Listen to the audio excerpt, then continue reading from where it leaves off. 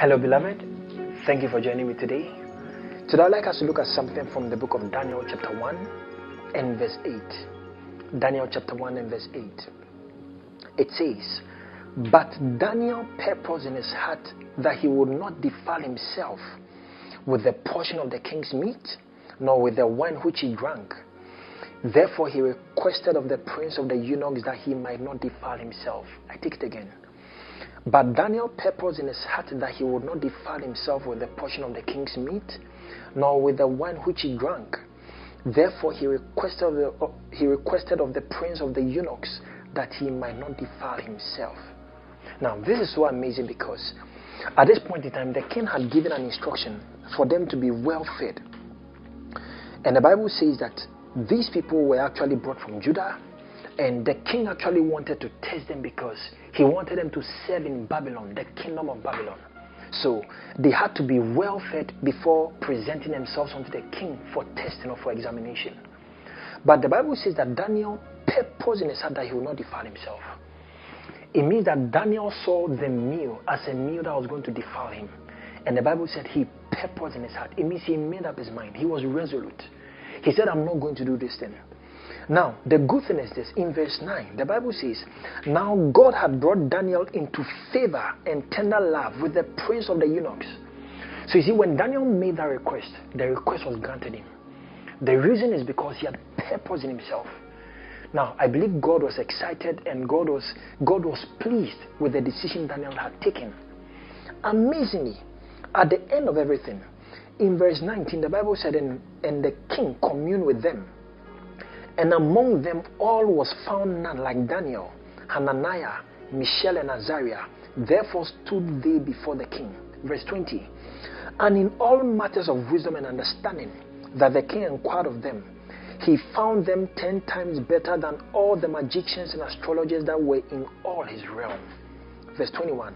And Daniel continued even unto the first year of King Cyrus. Amazing. When we look through the book of Daniel, you see that Daniel was a remarkable person. God used him amazingly in the land of Babylon. Now, Babylon was a land of mixture. When you look at the word Babylon, it's from the word Babel, which means mixture. It was a place of mixture. And that is why in Babylon, they did not mind you serving your God, but you were still supposed to bow down to their God. So you see that in Daniel chapter 3, they were supposed to bow down to the image that Nebuchadnezzar had erected. But Shadrach, Meshach, and Abednego chose not to. Over here in verse 8 of Daniel chapter 1, the Bible said Daniel purposed in his heart that he will not defile himself. The question is this: have you purposed in your heart not to defile yourself? There are many defilements around us. At work, you can entangle yourself with certain defilements, certain kinds of corruptions, things that will corrupt your system. But you see, once you purpose in your heart, I believe that God will make a way for you. Many of the times, we are not strong enough, we are not resolute enough to make up our minds that I'm going to do this thing or I'm not going to do this thing. But anytime we do, there is grace supplied, there is grace made available. I believe Daniel knew that he was from a place. Daniel was conscious of where he was from. That he was from Judah. He was a Jew. And as a Jew, there are certain things he cannot do. In our context, the Bible said in 1 Corinthians chapter 6 verse 20, it said, "For ye are bought with a price. Therefore glorify God in your body and in your spirits, which are God's." So because your body belongs to God, because your spirit belongs to God, and you are bought with a price, Paul says, therefore glorify God with your body and with your spirit. Glorify God in your body and in your spirit. That means all we have and all we are belongs to God. So we should never allow anything to defile us.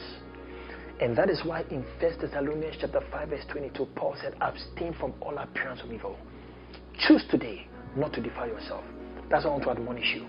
Choose not to defile yourself.